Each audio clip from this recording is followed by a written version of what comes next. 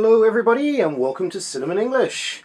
Today I would like to do a review on a great resource that I use all the time in the classroom, and it's called the Go Fish Alphabet, and it's by a company called SchoolZone, schoolzone.com.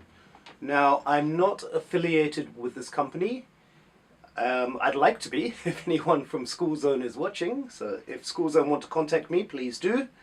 But I'm not affiliated at this point in time with this company, but it is a great product and I'd like to talk about it.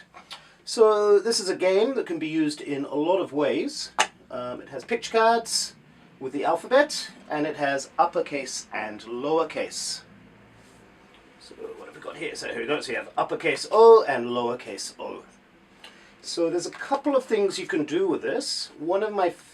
There's the basic game itself. Comes with some extra cards here. There's baby animal names for each animal in the set. There are 26 animals in there.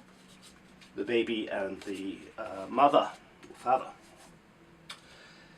There's a couple of ways you can play it. There's the basic game itself, where you ask your friends, do you have a, for example, O? And if the person says, yes, I do, then you get it, and that's 1 point. You get 2 O's, that's 1 point.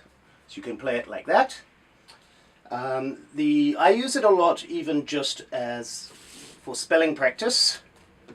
So you can just go D, E, G, dig, and then B, E, G, big, F, E, G, fig. So it's quite good like that. Also it works phonetically, so all of the sounds are correct. Like this E for iguana, as opposed to the I sound for ice cream, which you get in a lot of things. I have to apologize, there's trains going past. I live right by the train tracks, so I'm very sorry about that. Now, I've owned a couple of these. This is my older deck, and I've actually laminated this. I've had this for about 10 years now. So that's what it used to look like. But more recently, when I bought it, they changed the artwork. And the decks are the same otherwise, just the pictures are different. Some other games I play with this. I often do a matching race, so I separate the letters into uppercase and lowercase. So I'll have the whole alphabet, and I get the kids to race to make A, B, C, D, so it's my alphabet race. So they put the alphabet into order. Now, I'll explain all of these games in detail on my blog, which I will link below. So please have a look at my blog, and I will explain in details all of the ways to play it.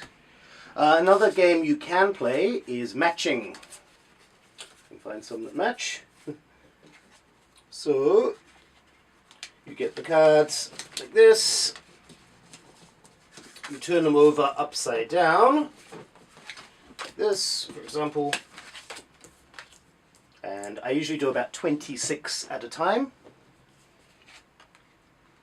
So, O is the same. Q, no. One more time. Next person will go, and they'll go Q, Q, and they get 1 point.